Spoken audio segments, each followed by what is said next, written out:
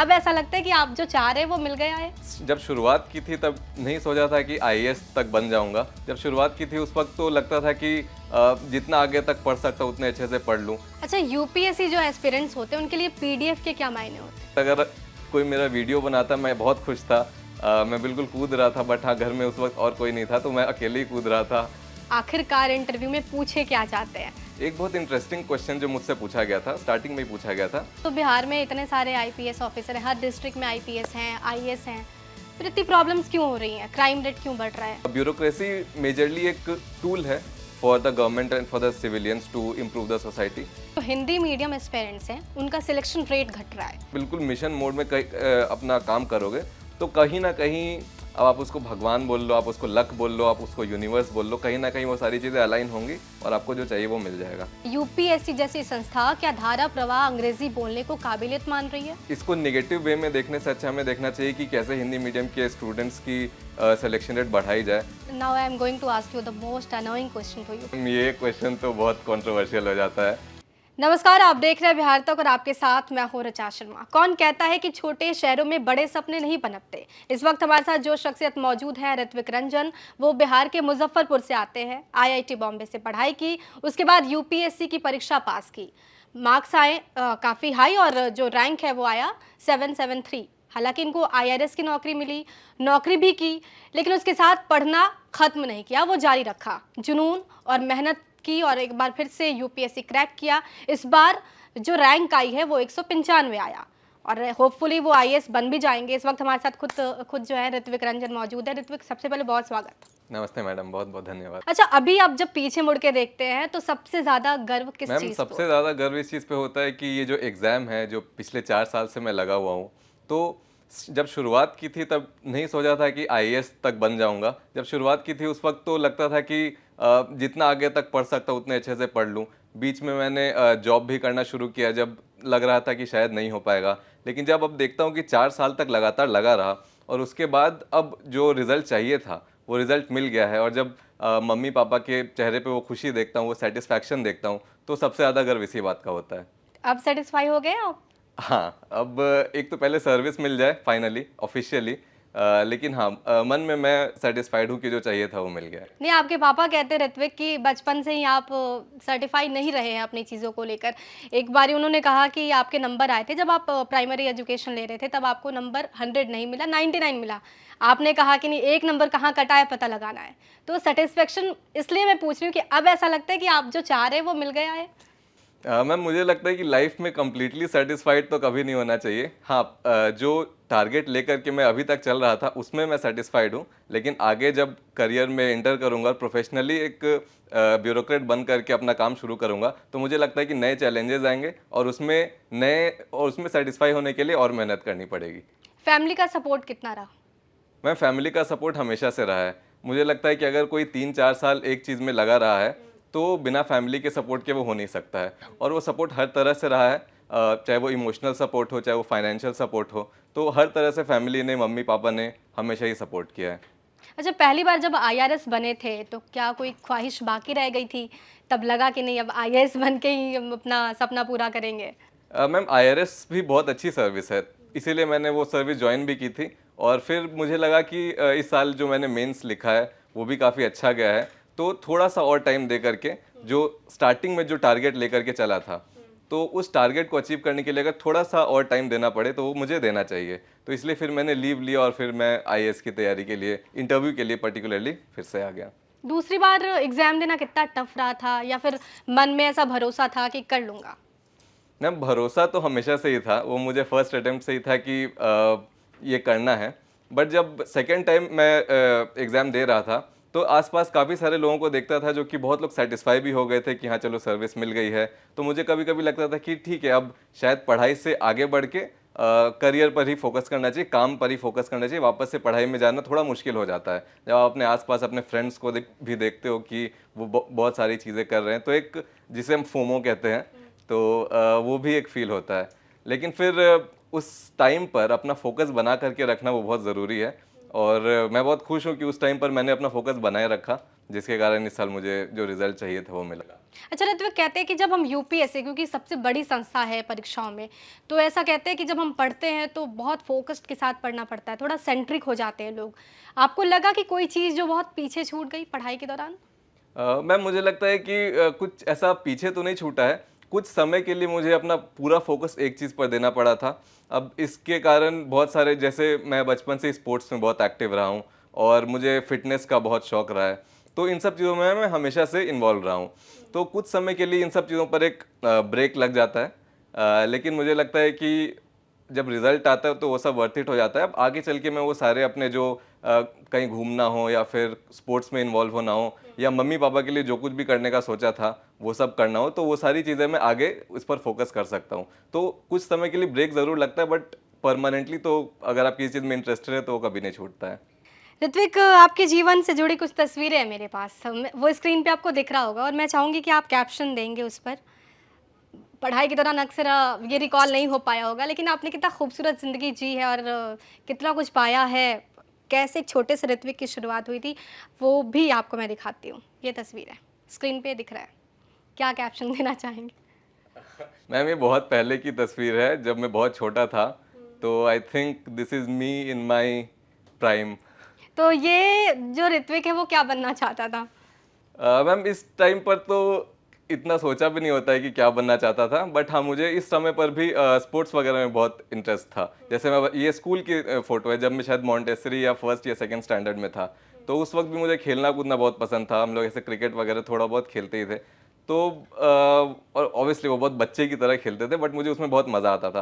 तो मैं सोचता था कि कभी ना कभी इसी फील्ड में कुछ तो करूँगा। उस वक्त पढ़ाई वगैरह पे ऐसा नहीं था कि इसी में कुछ फ्यूचर बनाना है, बट हाँ मुझे मज़ा आता था खेलने कूदने में, तो उसी फील्ड में कुछ बनने का।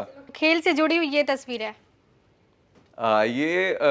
एक ये डिस्ट्रिक्ट टूर्नामेंट में मैंने वुशु मार्शल आर्ट्स में मैंने काफ़ी लंबे टाइम तक ट्रेनिंग ली है, 8 साल। उसमें ब्लैक बेल्ट भी रहा हूँ, नेशनल लेवल पर भी खेला है। तो ये उस वक्त की तस्वीर है।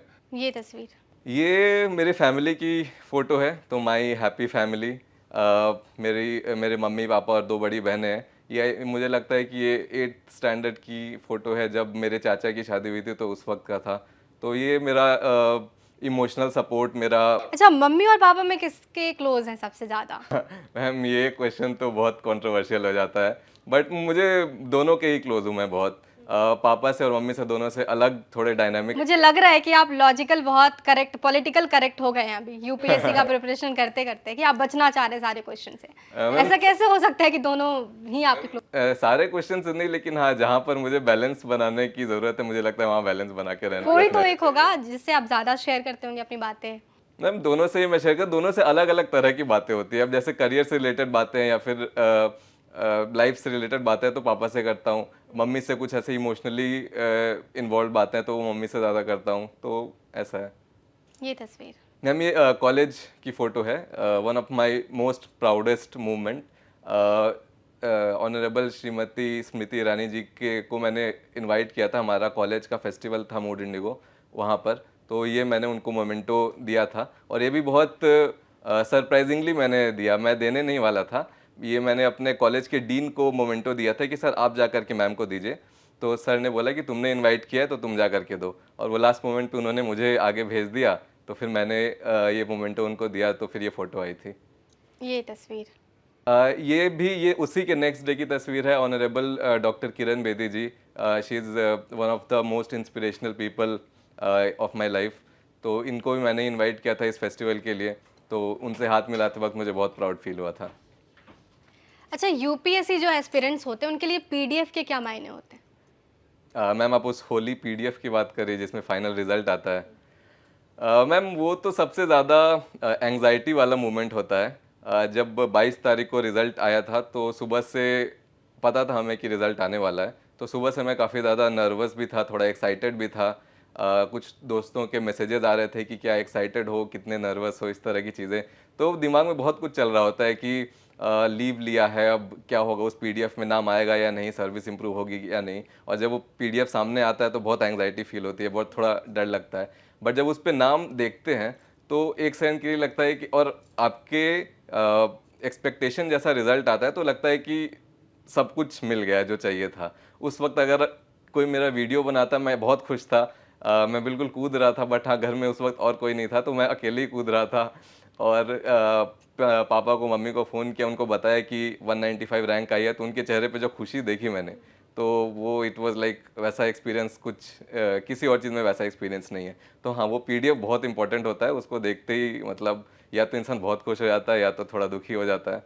तो मैं तो मेरे लिए वो बहुत अच्छा एक्सपीरियंस था, मैं बहुत खुश हुआ था। यूपीएससी बहुत टफेस्ट एग्जाम है और इसके प्रिपरेशन के लिए मैंने पहले भी कहा फोकस्ड होना बहुत ज़रूरी हो जाता है। लेकिन कई दफ़े क्योंकि हम तो इंसान ही बने हैं, कई बार इधर उधर हो जाता है। तो फोकस से जब आप हिलते थे तो क्या करते थे?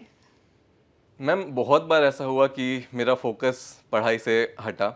और जैसे जब मैं जॉब कर रहा था 2022 में, मैंने जॉब के साथ प्रिपरेशन किया था, तो उस वक्त फोकस करना बहुत मुश्किल हो जाता था। लेकिन अब जब आप लॉन्ग टर्म में एक टारगेट लेकर के चलते हो कि मुझे पढ़ना है, तो और मुझे कुछ इस फील्ड में करना है, चाहे वो कोई भी फील्ड हो, मैंने ये फील्ड चुना। अगर कोई मेडिकल फील्ड में है, इंजीनियरिंग फील्ड में है, जर्नलिज्म के फील्ड में है, तो उस फील्ड में जब आप जाते हो तो आपको थोड़े टाइम के लिए फोकस शिफ्ट होना नेचुरल है, हर कोई करता है। बट उसके बाद जब आपको ये रियलाइज़ होता है कि मुझे फाइनली ये करना है, दिस इज़ माई टारगेट, तो जब आपको वो अंडरस्टैंडिंग अपने मन में होती है, मतलब आप इंटरनली ही ड्रिवन होते हो, तो आप ज़्यादा टाइम तक फोकस से हट नहीं सकते हो, आप वापस से अपने ट्रैक पर आ जाएंगे।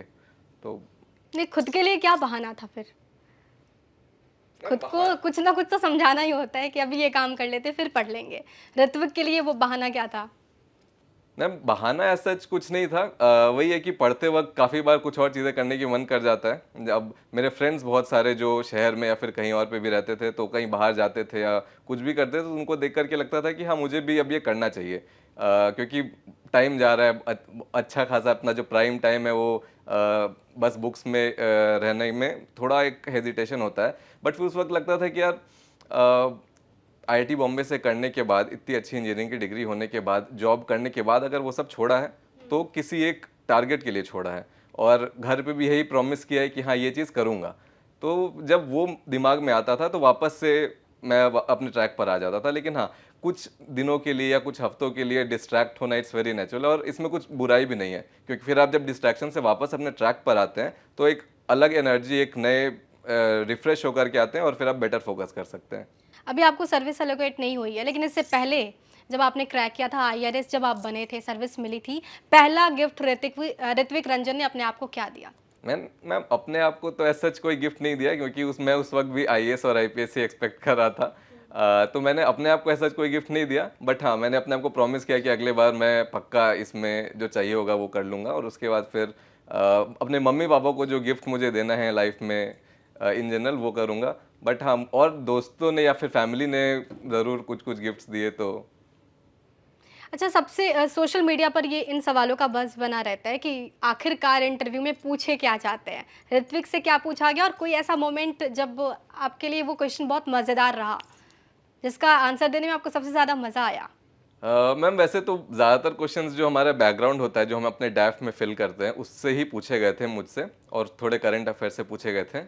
एक बहुत इंटरेस्टिंग क्वेश्चन जो मुझसे पूछा गया था, स्टार्टिंग में ही पूछा गया था, कि जैसे यूएसए में है डिपार्टमेंट ऑफ गवर्नेंस एफिशिएंसी, जो कि इलॉन मस्क उसको हेड कर रहे हैं।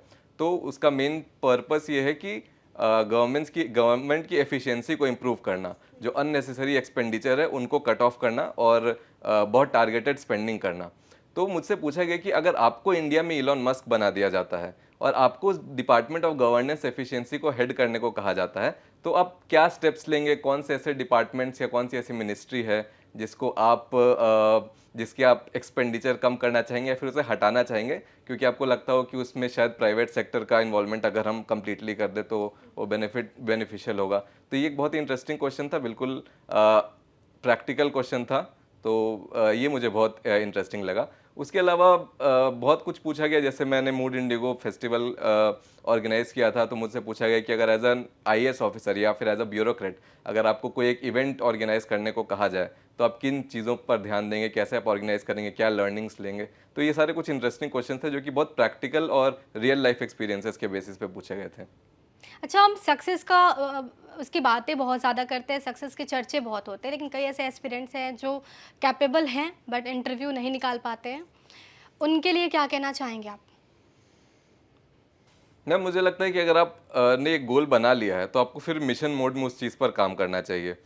मुझे लगता है कि मेरा सिलेक्शन हो गया, इसमें काफ़ी हद तक एक लक का भी फैक्टर रहता है। बहुत सारे ऐसे स्टूडेंट्स होंगे, ऐसे एस्पिरेंट्स होंगे जिन्होंने मेरे जितनी ही तैयारी की होगी, बट काफ़ी लोगों का मेंस नहीं निकलता है, काफ़ी लोगों का इंटरव्यू में नहीं होता है। तो ऐसे में एक डिसअपॉइंटमेंट होना बहुत नेचुरल है। तो मैं यही बोलूँगा कि अगर आपने सोच रखा है कि आपको ये करना है, आपके पास अटेम्प्ट्स हैं, आपको लगता है कि आप में पोटेंशियल है इम्प्रूव करने का, तो आपको फिर अपना कंप्लीट फोकस उस पर देना चाहिए। लास्ट ईयर मेरे मेंस में जो स्कोर आए थे, इस बार उससे लगभग 70-80 मार्क्स ज़्यादा आए हैं। तो मैंने लास्ट ईयर ही सोच रखा था कि मुझे पता है कि यहाँ पर दिक्कत है, तो वो दिक्कत वाला एरिया, जो प्रॉब्लम एरिया, आपको उसको आइडेंटिफाई करना चाहिए और फिर उस पर बिल्कुल लग जाना चाहिए। अगर आप बिल्कुल मिशन मोड में अपना काम करोगे, तो कहीं ना कहीं, अब आप उसको भगवान बोल लो, आप उसको लक बोल लो, आप उसको यूनिवर्स बोल लो, कहीं ना कहीं वो सारी चीज़ें अलाइन होंगी और आपको जो चाहिए वो मिल जाएगा। ऋत्विक, आपको लगता है क्योंकि अब आप आईएएस ऑफिसर बनने वाले हैं, होपफुली आईपीएस भी आपको मिल सकता है, लेकिन मुझे लगता है कि आईएएस ही मिलेगा, जो आप चाहते हैं वही होगा। आपको लगता है कि सिस्टम के अंदर रहकर बदलाव लाना संभव है एज एन आईएएस ऑफिसर? जी मैम, अब सिस्टम के अंदर जो प्रॉब्लम्स है उनको अंदर से भी ठीक किया जा सकता है, अंदर से मेजरली ठीक किया जा सकता है और बाहर से उसमें अच्छे खासे इनपुट्स लिए जा सकते हैं। तो सिस्टम के अंदर रह करके उसको ठीक करना is I think the best way to go about it. तो बिहार में इतने सारे आईपीएस ऑफिसर हैं, हर डिस्ट्रिक्ट में आईपीएस हैं, आईएएस हैं, फिर इतनी प्रॉब्लम्स क्यों हो रही हैं? क्राइम रेट क्यों बढ़ रहा है? मैम मुझे लगता है कि इसमें हर स्टेक होल्डर को अपना अपना रोल प्ले करना पड़ेगा। जैसे जो ब्यूरोक्रेट्स हैं, आईएएस है, आईपीएस ऑफिसर्स हैं, उसके अलावा जो सिविलियंस हैं, अब जैसे अगर क्राइम रेट बढ़ रहा है तो वहाँ उसमें सिविलियंस को भी एक रोल प्ले करना चाहिए कि जहाँ पर भी उनको लगता है कि वो देखते हैं कि कहीं पे इनजस्टिस हो रहा है, फॉर एग्जांपल कहीं पे मॉब वायलेंस हो रहा है या फिर कुछ भी हो रहा है, तो उसको कैसे रिपोर्ट करना है, कैसे आगे आकर के उसके अगेंस्ट आवाज़ उठानी है। उसके अलावा जो पॉलिटिशियंस हैं उनको कैसे ब्यूरोक्रेट्स को यूज़ करना है इन सारे प्रॉब्लम्स को रिजॉल्व करने के लिए, हर किसी को अपना अपना रोल निभाना पड़ेगा। ब्यूरोक्रेसी मेजरली एक टूल है for the government and for the civilians to improve the society. तो आई थिंक हर कोई जब अपना रोल प्ले करेगा तो फिर सारे प्रॉब्लम्स धीरे धीरे करके रिजॉल्व हो सकते हैं। बिहार में लोग ये आरोप लगाते हैं कि बिहार को सरकार नहीं चला रही, अधिकारी चला रहे हैं। आप इत्तेफाक रखते हैं? मैम, जैसा मैंने बोला, ब्यूरोक्रेसी एक टूल है। जिस तरह के सिविलियंस रहेंगे, क्योंकि सारे ब्यूरोक्रेट्स भी सिविलियंस से ही आते हैं और ब्यूरोक्रेट सिविलियंस के लिए, मतलब सिविल सोसाइटी के लिए, पब्लिक के लिए ही काम करते हैं। तो मतलब ये एक ओपिनियन हो सकता है, बिल्कुल आई डू नहीं, नॉट तो डिसएग्री। अगर ये ओपिनियन है, इज दिस करेक्ट कि बिहार को अधिकारी चलाएं? मैम उनका एक रोल है, बहुत इंपॉर्टेंट रोल है, बट कम्प्लीटली ब्यूरोक्रेटिक ब्यूरोक्रेसी के हाथ में दे करके भी सरकार नहीं चलाई जा, मतलब सोसाइटी को नहीं चलाया जा सकता। We are in a democracy और डेमोक्रेसी में पब्लिक सबसे ज़्यादा ऊपर होती है और उनके द्वारा इलेक्ट किए गए जो लीडर्स हैं, जो मिनिस्टर्स हैं, जो लेजिस्लेचर्स में है, तो वो सबसे ज़्यादा उनके ऊपर होता है डिसीजन लेना। बाकी bureaucracy is only for executing those things and for making the right policies. तो मुझे लगता है कि ये कहना है कि अधिकारी उसको चला रहे हैं, ये एक इत्तेफाक हो सकता है, बट अल्टीमेटली हम लोग को ट्राई करना चाहिए कि जो पब्लिक है और जो लीडर्स हैं, ठीक है, वो इस चीज़ का इनिशिएटिव लें। अच्छा, सफलता पाने के लिए यूपीएससी में, खासकर यूपीएससी को क्रैक करने के लिए सबसे ज़्यादा इंपॉर्टेंट क्या है ऋत्विक रंजन के अनुसार? मैम पेशेंस, मुझे लगता है कि patience is the most important thing. Hard work भी बहुत ज़रूरी है, आपको स्मार्ट वर्क भी करना पड़ता है, डेडिकेशन भी चाहिए, बट अल्टीमेटली आपको ये पता होना चाहिए कि टाइम लगता है ऐसे एग्ज़ाम को क्रैक करने में जिसमें success rate is less than 1%। उसमें आपको अपनी जगह बनाने के लिए टाइम लगता है। तो जब मैंने भी शुरू किया था तो मैं भी सोचता था कि यार जितनी जल्दी हो सके करना है, बट फिर धीरे धीरे मुझे समझ में आया कि इस एग्ज़ाम को समझने में भी थोड़ा टाइम लगता है कि इसकी डिमांड क्या है, आप कहाँ गलती कर रहे हो, आप क्या इस चीज़ के लिए बेस्ट फिट हो या नहीं हो। तो मुझे लगता है कि अगर आपके पास पेशेंस है, आप अपने गलतियों को समझ रहे हो, जब अप्स एंड डाउन्स बहुत आते हैं, तो जब डाउन्स आ रहे हैं, जब आपका ख़राब फेज चल रहा है, उस वक्त आप अगर फोकस करके काम कर पा रहे हो, तो उसके लिए पेशेंस चाहिए। और अगर आपके पास ये पेशेंस है तो आप लंबी रेस खेल सकते हो, आप मैराथन लड़ सकते हो। It's not a sprint, it's a marathon. तो आपको लंबे टाइम तक टिकना पड़ता है, उसके लिए पेशेंस चाहिए। अगर ऋत्विक रंजन को मुजफ्फरपुर में बदलाव करने का मौका मिलेगा, क्या करना चाहोगे? मुजफ्फरपुर एक अर्बन में, कुछ अर्बन एरियाज़ भी हैं, रूरल एरियाज़ भी हैं, दोनों जगह के अलग अलग प्रॉब्लम्स हैं, अलग अलग चैलेंजेस हैं। अब आप रूरल एरियाज़ में जाओगे तो वहाँ पे बहुत बेसिक अम्यूनिटीज़ की प्रॉब्लम्स हैं, जैसे बिजली, पानी, महिलाओं के लिए और यूथ के लिए जो जॉब अपॉर्चुनिटीज़ हैं, तो इन सब चीज़ों पर काम करने की ज़रूरत है। गवर्नमेंट की भी बहुत सारी स्कीम्स हैं इन सब चीज़ों को इम्प्रूव करने के लिए, तो उन स्कीम्स को कैसे इम्प्लीमेंट करना है और गवर्नमेंट को क्या सजेशंस देने हैं अपनी तरफ से इन सब चीज़ों को इम्प्रूव करने के लिए, तो इधर इस सेक्टर में काम करना चाहूँगा। मैं प्राइमरीली अर्बन एरियाज़ में रहा हूँ, मुजफ्फरपुर में भी, तो वहाँ पर भी काफ़ी सारे प्रॉब्लम्स हैं, जैसे कि सफाई की प्रॉब्लम है, अर्बन प्लानिंग की प्रॉब्लम है, फ्लड्स बहुत ज़्यादा आ जाते हैं because of poor urban planning and poor drainage, तो इन सब चीज़ों पे काम करने की ज़रूरत है, तो इन सब सेक्टर्स में मैं काम करना चाहूँगा। यूपीएससी को लेकर एक और बज़ है और सोशल मीडिया पर ये सवाल उठ रहे हैं कि जो हिंदी मीडियम एस्पिरेंट्स हैं उनका सिलेक्शन रेट घट रहा है, आपको लगता है? मैम, मुझे लगता है कि इंग्लिश मीडियम और हिंदी मीडियम दोनों ही के काफ़ी सारे एस्पिरेंट सेलेक्ट होते हैं। स्टैटिस्टिकली हम कह सकते हैं कि हाँ, इंग्लिश मीडियम के ज़्यादा कैंडिडेट एस्पिरेंट सेलेक्ट होते हैं, बट पिछले कुछ टाइम में हिंदी मीडियम के भी काफ़ी सारे स्टूडेंट सेलेक्ट हो रहे हैं। तो मुझे लगता है कि इसको नेगेटिव वे में देखने से अच्छा हमें देखना चाहिए कि कैसे हिंदी मीडियम के स्टूडेंट्स की सिलेक्शन रेट बढ़ाई जाए, क्या उनको करना चाहिए जिससे उनका परफॉर्मेंस मेंस और इंटरव्यू में हम लोग बेटर कर पाएँ। तो आई थिंक ये एक कोइंसिडेंस हो सकता है स्टैटिस्टिकली अगर देखें तो, बट मुझे लगता है कि अल्टीमेटली यूपीएससी एक लेवलर है, मतलब वो एक इक्वल ग्राउंड प्रोवाइड करता है हर किसी को अपना एडमिनिस्ट्रेशन में अपना ड्रीम फुलफिल करने के लिए। अब जैसे मैं साइंस बैकग्राउंड से आता हूँ और मेरे लिए ह्यूमैनिटीज़ की सब्जेक्ट्स पढ़ना कम्प्लीटली डिफ़िकल्ट था, और जो लोग पहले से ह्यूमैनिटीज़ बैकग्राउंड से हैं उनके लिए ये शायद रिलेटिवली ईजी होता है क्योंकि उन्होंने कॉलेज में भी वही पढ़ा है। तो मेरे लिए भी एक बहुत बड़ा चैलेंज था, वैसे ही हो सकता है हिंदी मीडियम के लोगों के लिए भी बहुत बड़ा चैलेंज हो। तो सबको ये देखना चाहिए कि यूपीएससी जो एक इक्वल प्लेटफॉर्म प्रोवाइड करता है उसको कैसे यूज़ करें अपना गोल फुलफिल करने। अच्छा, ऋत्विक रंजन को क्या लगता है, यूपीएससी जैसी संस्था क्या धारा प्रवाह अंग्रेजी बोलने को काबिलियत मान रही है? मैम, अगर ऐसा होता तो फिर हिंदी मीडियम तो शायद इंग्लिश मीडियम को ही कम्प्लीटली फेवर किया जाता। अब स्टैटिस्टिक्स कुछ कह सकते हैं, स्टैटिस्टिक्स पे हमें बिल्कुल फोकस करना चाहिए, उसके बेसिस पे हमें पॉलिसीज़ वगैरह बनानी चाहिए। बट हिंदी मीडियम से भी मैं बहुत सारे अपने जान पहचान के फ्रेंड्स को जानता हूँ जो कि हिंदी मीडियम से भी एग्ज़ाम निकालते हैं, और अलग अलग रीजनल लैंग्वेजेस से, बस हिंदी की बात नहीं है, कोई भी नॉन इंग्लिश लैंग्वेज है, रीजनल लैंग्वेज है, उसको पढ़ के उस सब्जेक्ट इस एग्ज़ाम को निकाला है लोगों ने। तो एक एक्सट्रीम स्टेटमेंट देना मुझे लगता है कि ठीक नहीं है किसी भी संस्था के संदर्भ में। चलो ना, now I am going to ask you the most annoying question to you, can you guess क्या पूछ सकती हूँ मैं? अ, मैंने इंजीनियरिंग क्यों छोड़ा और यूपीएससी क्यों दिया, क्योंकि ये सवाल बहुत लोग मुझसे पूछते तो बिहार के परिप्रेक्ष्य में अगर कोई यूपीएससी एस्पिरेंट्स है जो निकाल लेता है एग्जाम, उससे क्या एक्सपेक्ट किया जाता है? सोसाइटी क्या एक्सपेक्ट करती है? हैं। मैम, आप ही बताइए। शादी कब कर रहे हैं? मैम, अभी तो बहुत टाइम है, अभी तो मैं 26 ईयर्स का हूँ, अभी तो बहुत टाइम। अच्छा, ऋत्विक कहते हैं कि बिहार में ये कहते हैं कि अगर यूपीएससी निकाल लिया, ऐसा मानते हैं कि दहेज का जो रेट है वो फिक्स है, भले ही हम ये कहते हैं कि हम दहेज नहीं लेते नहीं देते, लेकिन गिफ्ट्स के नाम पे हम ले रहे हैं दे रहे हैं। कहते हैं कि अगर यूपीएससी निकाल लिया, अगर आईएएस बन गए तो मुंह मांगी रकम मिलती है। अगर आपको इनडायरेक्टली या डायरेक्टली मिलता है दहेज, लेंगे? ऑब्वियसली कहोगे नहीं। मैम, हम लोग एज एन आईएएस और एज एन आईपीएस ऑफिसर हम लोगों का काम होता है कि सोसाइटी में ये सारी चीज़ें ना हो, और जब हो तो हम लोग उसको रोके।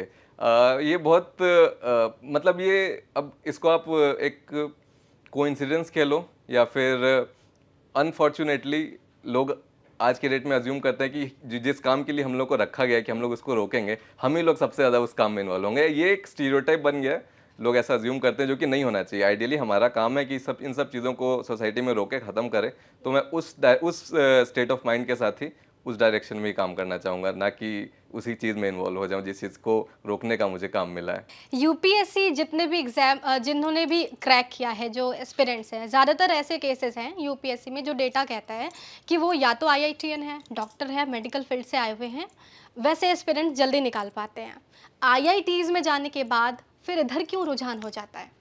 मैम, आई थिंक अलग अलग टाइम पर हम जैसे हमारे एक्सपेक्टेशन लाइफ से चेंज होते रहता है। हमारे इंटरेस्ट्स जो हैं वो स्टार्टिंग में कुछ और होते हैं और फिर धीरे धीरे करके हमें अपने इंटरेस्ट्स बेटर रियलाइज़ होते हैं। जैसे 12th स्टैंडर्ड वगैरह में अगर कोई साइंस का स्टूडेंट है तो उसके लिए बेस्ट अपॉर्चुनिटी रहती है कि आईआईटीज़ में जाओ। फिर आप जब आईआईटीज़ में जाते हो या फिर किसी भी अच्छे इंजीनियरिंग कॉलेज में या मेडिकल कॉलेज में जाते हो, आपको बेटर एक्सपोजर मिलता है, तो आपको आपके एक्चुअल इंटरेस्ट पर बेटर क्लैरिटी मिलती है। तो मुझे बचपन से ही थोड़ा एडमिनिस्ट्रेटिव फील्ड में इंटरेस्ट था। सिंस मैं बिहार से आता हूँ तो मुझे पता है कि बिहार जैसे स्टेट्स में जहाँ पर प्राइवेट सेक्टर के लिमिटेड अपॉर्चुनिटीज़ है, वहाँ पर गवर्नमेंट का बहुत इंपॉर्टेंट रोल है डेवलपमेंट करने के लिए। तो मुझे एक एडमिनिस्ट्रेटिव फील्ड में एक अलग स्टार्टिंग से ही एक थोड़ा इंक्लिनेशन रहा था, सोसाइटी की तरफ एक इंक्लिनेशन रहा था और कॉलेज में मुझे इस इंक्लिनेशन पे बेटर क्लैरिटी मिली। तब मैंने डिसाइड किया कि ठीक है, मुझे एडमिनिस्ट्रेटिव फील्ड में जाना है तो UPSC is the best way to go about it. I think ज़्यादातर इंजीनियरिंग स्टूडेंट्स के लिए या मेडिकल स्टूडेंट्स के लिए यही मेजर फैक्टर रहता है कि जब जैसे जैसे हम लोग मैच्योर होते हैं, हम लोग को बेटर क्लैरिटी मिलती है कि हाँ, इस फील्ड में हमें जाकर एक बार ट्राई करना चाहिए।